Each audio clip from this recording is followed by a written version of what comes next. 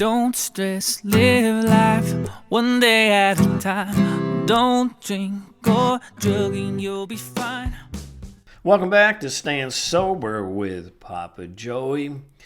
It appears once again that Matthew Perry's death is in the news. It's been reported that some local police and federal agents are trying to figure out where Matthew got that dose of ketamine that was responsible for his death. Personally, I believe Matthew Perry was responsible for his death. And I don't mean to seem harsh, but here's a person that knows he's got an alcohol and drug problem. He's known it for years. In his book, he stated he went to like 15 or 16 treatment centers, over 6,000 AA meetings. He had a near-death experience, spent between $7 and $9 million to try to get sober, which is mind-blowing. But I think a lot of that money was probably spent for some of the operations he had due to his abuse of alcohol and drugs. But for whatever reason, he was still out there trying to find a drug to help him escape reality. Now, nobody knows what Matthew was trying to escape from. I mean, the guy had plenty of money. He had plenty of people around him, but there was something that was missing in his life that made him look for a drug to kind of relax a little, go out on a mental vacation, escape from reality. And it's sad. And what happened was he took a little too much of that drug, went into the hot tub, and whatever happened, happened. Now, this is when I say that it's really important for a person who abuses drugs or alcohol and wants to, get clean and stay sober, whatever, that instead of chasing the reasons why they're behaving that way, why they're going after the drink or the drug, what happened in the past that keeps triggering them to look for answers in the past, or what is it that they're afraid of is going to happen in the future, and that's why they're picking up a drink or a drug, anxiety issues or whatever. They're a little different. They have to look at different ways to cope with whatever is going on with their life. But the reason I always say that look for the reasons why you shouldn't put alcohol or drugs in your system, other than look for why you do it, because we can always come up with excuses. We can always go to our past and say, well, this is what I remember. Maybe it's because of this person or because of this situation, or maybe because nobody liked me, or, I was too tall, too short, I wasn't good looking enough, I was ugly, or whatever. We can always come up with reasons, or what I call excuses, to go back to the abuse of ourselves by putting in alcohol and drugs in our system. We have that choice, right? We have free will to do what we want to do. Unfortunately, with the free will comes consequences. And Matthew found out the consequences. And I'm still amazed that with everything he went through, that he was still looking for a drug to help him escape reality. But he did. And I'm not trying to get down on the person, especially he's no longer here, and I always liked him. I thought he was a great actor. But I knew when he was doing that book tour that he was bullshitting people, because just by listening to him and watching him, you could tell he was using once again. And I think most of the people around him knew it, but they didn't say anything. And again, there's nobody out there that could have helped Matthew except for Matthew. In his book, he stated that all he wanted to be remembered by was a person who helped other alcoholics, drug addicts to get sober. That's what he really wanted. The sad part is, and I mean this sincerely, that he couldn't help himself. So if you can't help yourself, you can't help other people because nobody's going to look up to you.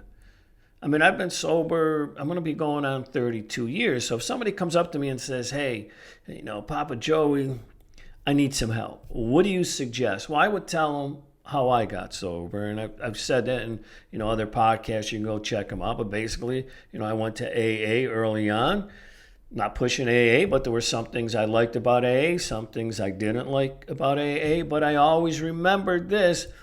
I became a person who no longer drank alcohol no matter what, and no matter what meant no matter what. That's what my saying was for years. Now for this channel, I switched it up a bit and said, don't drink or use no matter what, and no matter what means no matter what. See, no excuses.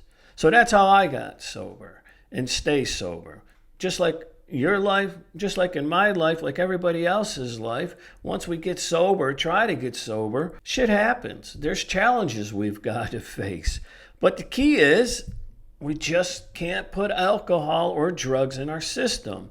And I've always said I just became a person who no longer drinks. That's it. I didn't have to explain anything to anyone. And it was a lot easier for me to think about myself in that manner because now I have the power. I choose not to drink anymore. It's my choice.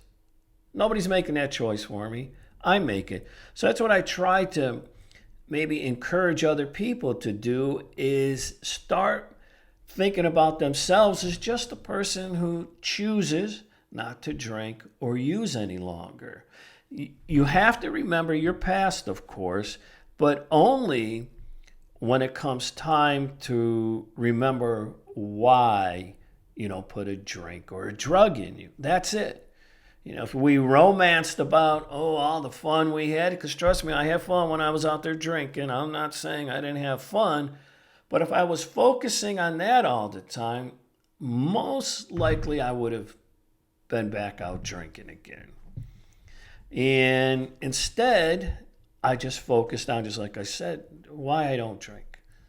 And that's it. We all have our own reasons why we shouldn't drink. So I'm not one to tell you why you shouldn't drink or use. That's something you're going to have to, decide for yourself. But I'm sure if you're watching this channel, you probably have some really good reasons why you shouldn't put drugs or alcohol in you. And hopefully you're watching this channel as a person who's already achieved some sobriety and you just like to, tune into these type of podcasts, and that's cool. But if you're out there saying, man, I need help. Well, first of all, great. You got a problem. You've probably known for a long time. Now, the only thing you can do is start addressing that problem. And if it's alcohol or drugs, you got to remove them from your system. And then you have to find something else for you to do when the thought of putting a drink or a drug in you. Again, for me, what I liked about AA was there were always people there. So if I was in a good mood and I just wanted to go hang out and talk to people, that was cool. If I was in a bad mood and, maybe having some crazy thoughts, you could always go and there was always somebody there. Kind of like, if you were the type of person who went to a bar, you could always walk into a bar and sit down, have a drink, and get on with a conversation with somebody. You're really never alone, right? Well, same thing if you walked into an AA room. There's always somebody there that'll listen to you, and who knows? Somebody there may need you to sound off a bit of their challenges for the day or the week. Again, I'm not pushing AA. I just think it's a good place for people to go early on in their sobriety to just kind of get them out of the mindset of I need to get a drink or I need to get a drug, and then to make some changes in their life so they can move forward without picking up a drink or a drug. And it's a shame if Matthew only became a person who didn't drink or use no matter what, and no matter what meant no matter what, most likely he'd still be alive today. And there'd be a lot of people that would still be alive today. And some of them are very close to my heart. But people have choices to make. You need to make the right choice, just like I need to make the right choice when it comes for me about my drinking or my past drinking. And I'm fine with not drinking. So, again, be careful. If you're sober, if you're clean, and there's a drug out there that people are using, and you're thinking, well, maybe I'll just try this because I'm having some challenges in my life. And this seems pretty cool, this ketamine, right? Give me a little some hallucinations, and a doctor will prescribe it for me. I can tell everybody this is something that I need for my depression or my anxiety. Listen, anxiety and depression all starts from here, right? It's your thinking problem. That's what you have, is a thinking problem. With anxiety, we're anxious about what's going to happen in the future. Well, we can't predict the future.